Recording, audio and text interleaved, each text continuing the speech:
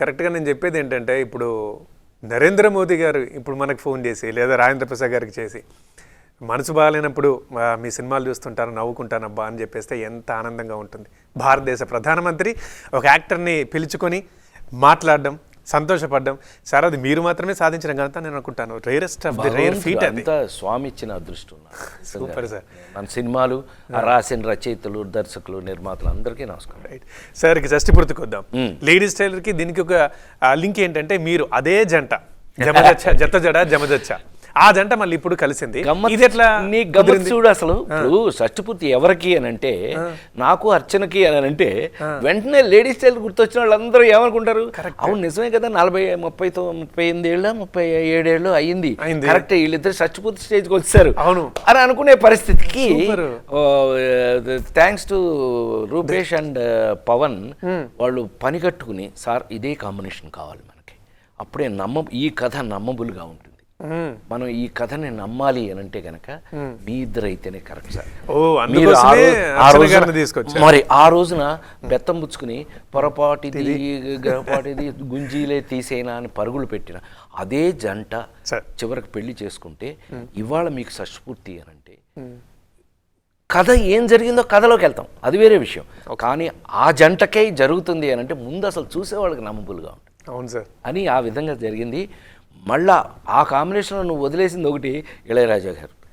మళ్ళీ బాబోయ్ పృథ్వీ వెళ్ళి ఆయన అడిగితేనట, ఆయన నన్ను లేడీస్ టైలర్ డబుల్ పాజిటివ్ చూసి ఉరే అన్నాడు ఫస్ట్ ఎత్తుకోవడంతోనే, అంటే ప్రేమతో, అంత ప్రేమ వచ్చింది. ఏం చేశాడు, అరే నువ్వు ఇంత బాగా చేస్తావా, నేను రీ రికార్డింగ్ చేస్తాను, నీ యాక్టింగ్గా నా రీ రికార్డింగ్ మన ఇద్దరం తేల్చుకోవడం ఆయన అంటే పోటీ వేసుకున్నారు నా మీద ఆయన. అప్పుడు ఎంత సంతోషం వేసిందో, ఇవాళకి అలాగే ఉన్నాడు అబ్బాయి. ఎంత అద్భుతమైన సంగీతం వచ్చింది సార్ అప్పుడు. లేడీస్ టైలర్కి ఎంత అద్భుతమైన సంగీతం వచ్చింది సార్.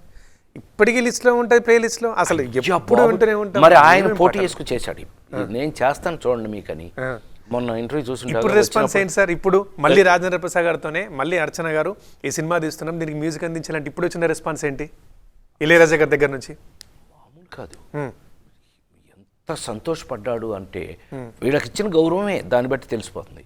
పవను ఈ మన రూపేష్ వెళితే వాళ్ళని కూర్చోబెట్టి వాళ్ళకి ఇచ్చిన మర్యాదే ఏంటి అని అంటే, ఆ రోజులు మొన్న ఇంటర్వ్యూలో చూసుంటావు కదా, చూస్తున్నాను సార్, మీద వీడు మావాడే, వీడు వంశీ, వీళ్ళంతా నా బ్యాచ్ అని అని ఎంత చక్కగా చెప్పారు, చాలా చక్కగా చెప్పారు. ఆయన ఇన్స్పైర్ అయ్యాడు. ఎస్ నిజమే, మీరు అప్పుడు చూసిన మీరు ఈవేళ జీవితంలో మెచ్యూర్ అయ్యి మళ్ళీ మీరు ఒక జంటగా వచ్చి మీకు కొడుకు పుట్టి మీ ఇద్దరు క్యారెక్టర్లు 2 రకాలైతే ఇద్దరిని ఎలా అతను బ్యాలెన్స్ చేసి షష్టిపూర్తి చేయగలిగాడు మీకు ఒక చక్కటి కథతో. ఇది అందరి ఇళ్లలోనూ ప్రతి ఇంట్లోనూ ఉన్న కథ. షష్టిపూర్తి అనేది మరి ముఖ్యంగా మన సంస్కృతి సంప్రదాయాలకి మన ఇళ్లలో ఉన్న దీన్ని బట్టి మనకి పిల్లలు దగ్గరుండి షష్టిపూర్తి చేయటం, దగ్గరుండి అమ్మ మెళ్ళో నాన్న తాళి కడుతుంటే ఆ గుండె నిండిన ఆనందంతో సంతోషపడటం అనేది మన అందరి ఇళ్లలో జరిగేది, జరగాలి. ఇప్పుడున్న జనరేషన్లో ఉద్యోగరీత్యా కానీ, నీకు కూడా చెప్తున్నా, అందులో నువ్వు కూడా ఉన్నావు, ఇప్పుడున్న యూత్లో ఉద్యోగరీత్యా కానీ బాధ్యతల రీత్యా కానీ ఇంటికి దూరంగా ఉన్నా సరే, కన్న తల్లిదండ్రులు ప్రత్యక్ష దైవాలు మన కళ్ళ ముందు మన కని మనం బాగా ఉండాలని, బాగా పెరగాలని, జీవితంలో మనం గొప్పవాళ్ళు కావాలని కలలు కన్నా ఆ కన్న తల్లిదండ్రులని సేవించండి. అది మాత్రం మర్చిపోకండి. వాళ్ళ చివరి ఎస్ ఈ సినిమా చూస్తే మీకు అలా అనిపిస్తే ఒకసారి నన్ను తలుచుకోండి, నాకు అదే జీవితంలో, నాకు అది చాలు. మీరు ఒక్కసారి నన్ను తలుచుకుంటే చాలు. ఎందుకంటే అలాగే ఆ